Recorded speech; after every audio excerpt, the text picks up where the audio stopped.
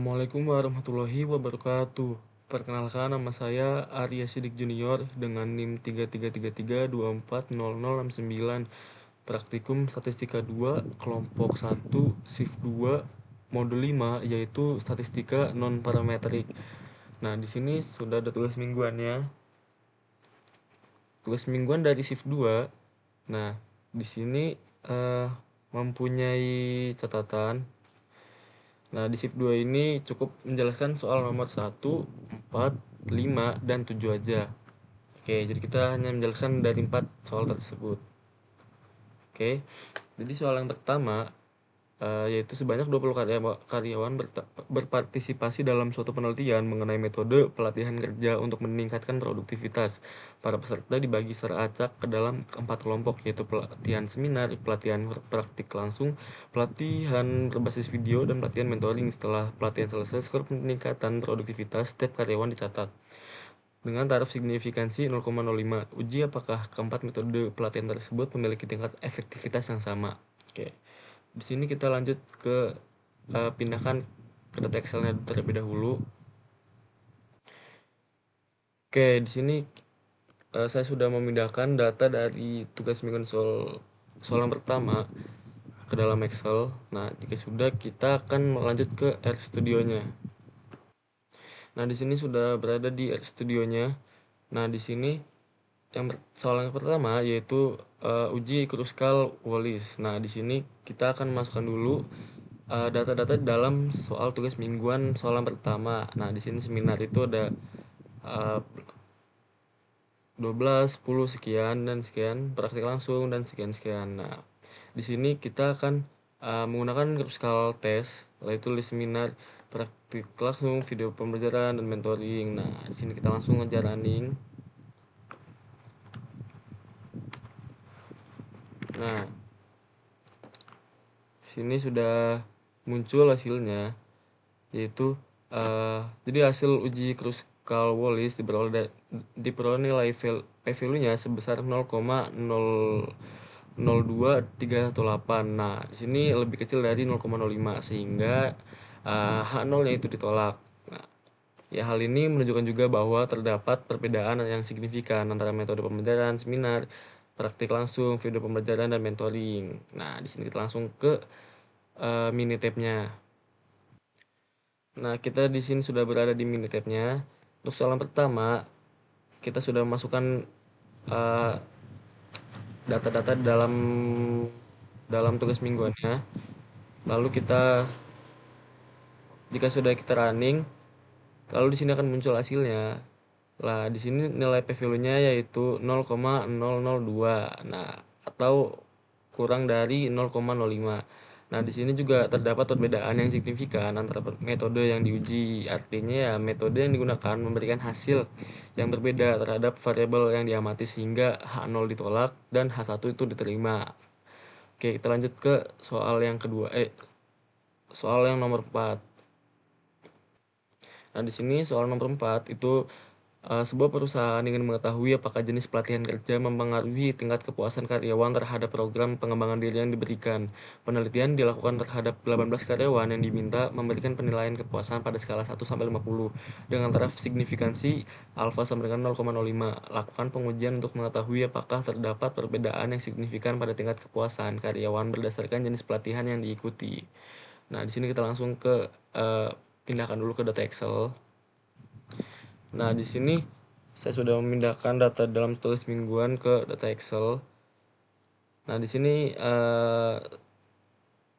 seumpamanya seminar itu adalah 1, workshop itu adalah 2, mentoring adalah 3. Nah, di sini kita langsung ke R Studio-nya. Nah, di sini kita sudah di R Studio-nya untuk soal nomor 4. Sini soal nomor 4 termasuk ke dalam uji mood median. Nah, di sini yang pertama kita akan menginput datanya terlebih dahulu. Kita akan masukkan data yang ada di dalam tugas mingguan soal nomor 4. Nah, jika sudah, kita akan menggunakan exam data frame, pelatihan, dan skor. Nah, lalu kita di sini akan running aja. Oke. Nah, lalu kita akan membuat box plot dasarnya. Nah, di sini kita akan masuk-masukkan seperti box plot, skor kepuasan karyawan, jenis pelatihan, dan skor kepuasan. Lalu kita akan berikan warnanya. Lalu kita akan running aja. Nah, di sini akan muncul box plot skor kepuasan karyawannya. Lalu kita akan menginstal dulu dan mengaktifkan package-nya. Menginstal package RFR via YDE Memoir. Lalu di sini kita akan running aja. Nah, kita tunggu dulu masih loading.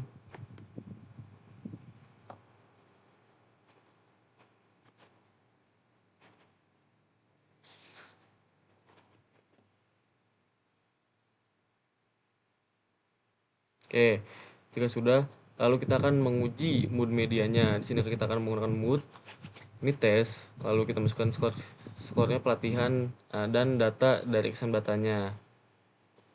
Lalu kita akan running aja. Nah, di sini kesimpulan dari nomor 4 di RStudio yaitu nilai mood media yang diperoleh, nilai p-value-nya adalah 0,006162. Nah, di sini tuh lebih kecil dari 0,05 sehingga H0 itu ditolak. Nah, hal ini juga menunjukkan bahwa terdapat perbedaan median skor kepuasan pada setiap jenis pelatihannya. Kita lanjut ke mini tab-nya. Nah, kita di sini sudah berada di mini tab soal yang keempat. Nah, di sini kita sudah masukkan data-data di dalam tugas mingguannya, lalu kita sudah running. Di sini sudah muncul hasilnya. Di sini nilai p-value-nya yaitu 0,006. Nah, di sini atau kurang dari 0,05.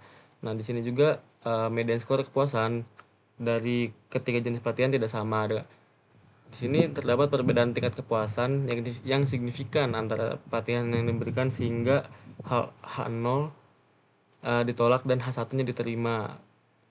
Kita lanjut ke nomor selanjutnya yaitu nomor 5. Nah, di sini nomor 5, sebuah perusahaan ingin mengevaluasi tingkat produktivitas karyawan setelah penerapan sistem kerja baru. Produktivitas diukur menggunakan skala 1 sampai 10. Semakin tinggi skor, semakin produktif. Nah, pengukuran dilakukan pada 10 karyawan yang sama, yaitu sebelum sistem diterapkan, setelah 1 bulan, dan setelah 3 bulan dengan taraf signifikansi alfa sama dengan 0,05. Tentukan apakah terdapat perbedaan tingkat produktivitas yang signifikan di antara ketiga waktu pengukuran tersebut. Nah, di sini kita pindahkan dulu ke Excel tabelnya. Nah, di sini kita sudah memindahkan data tabel ke dalam Excel. Lalu kita akan menuju ke RStudio. Nah, di sini kita sudah berada di RStudionya. Nah, di sini soal kelima yaitu termasuk ke dalam uji Friedman. Nah, lalu kita akan masukkan terlebih dahulu data-data dalam tugas mingguannya sebelum sistem, lalu setelah 1 bulan, dan setelah 3 bulannya kita masukkan. Oke, sudah kita masukkan.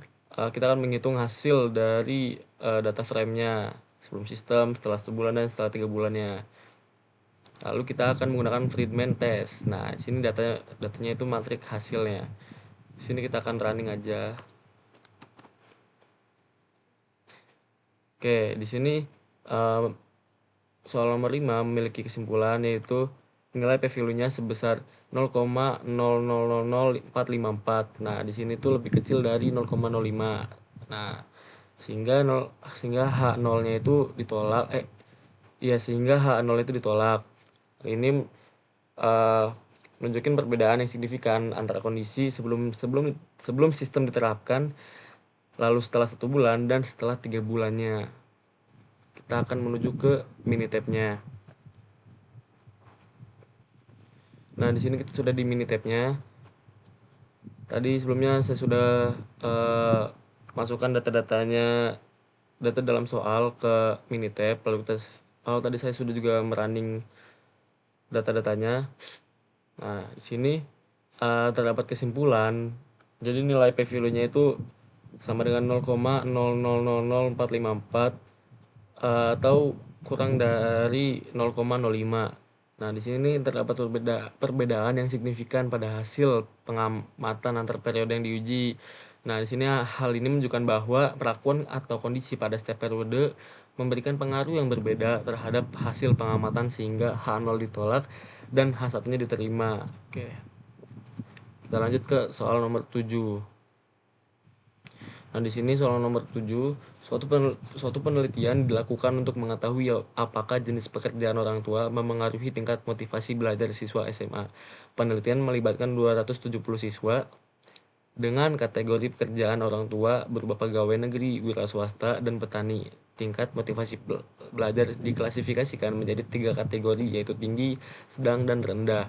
Hasil pengamatan disajikan pada tabel berikut. Berdasarkan data tersebut, lakukan uji pada tingkat kepercayaan 95% untuk mengetahui apakah terdapat perbedaan proporsi tingkat motivasi belajar siswa berdasarkan jenis pekerjaan orang tua.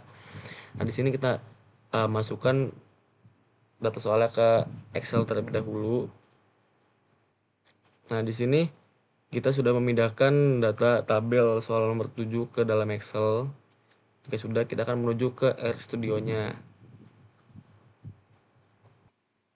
Nah, di sini sudah berada di RStudionya. Nah, di sini soal nomor 7 itu termasuk dalam uji chi-square. Nah, di sini yang pertama kita akan masukkan terlebih dahulu data-data dalam tabel soal nomor 7. Sini motivasinya. Lalu kita masukkan data-datanya. Lalu kita akan menulis nama-namanya seperti pegawai negeri, wira swasta, dan petani. Lalu kita akan mengklasifikasikan tingkatnya tinggi, sedang, dan rendah. Lalu kita akan menghitung hasil dari motivasi. Lalu kita akan menggunakan cheese test, yaitu motivasi. Lalu kita akan running aja soal nomor 7-nya. Kita running. Oke, jika sudah, soal nomor 7 ini memiliki kesimpulan, yaitu nilai P value-nya sebesar 0,0981. Nah, di sini yang lebih besar dari 0,05. Nah, sehingga H0 itu diterima. Hal ini menunjukkan bahwa tidak terdapat hubungan yang signifikan antara jenis pekerjaan dengan tingkat motivasinya. Di sini kita lanjut ke Minitab-nya. Nah, di sini kita sudah berada di Minitab-nya. Nah, di sini juga saya sudah memasukkan data-data dalam tugas mingguan soal nomor 7. Lalu di sini sudah muncul hasilnya, yaitu soal nomor 7 ini memiliki kesimpulan, yaitu nilai P value-nya sama dengan 0,098 atau lebih dari 0,05. Nah, di sini tidak terdapat hubungan yang signifikan antara kedua variabel yang diuji. Lalu, kedua variabel ini dapat dianggap saling bebas atau independen sehingga H0 ini diterima dan H1-nya ini ditolak. Oke. Mungkin sekian dari modul 5 pada statistika 2 ini. Kurang lebihnya mohon maaf. Wassalamualaikum warahmatullahi wabarakatuh.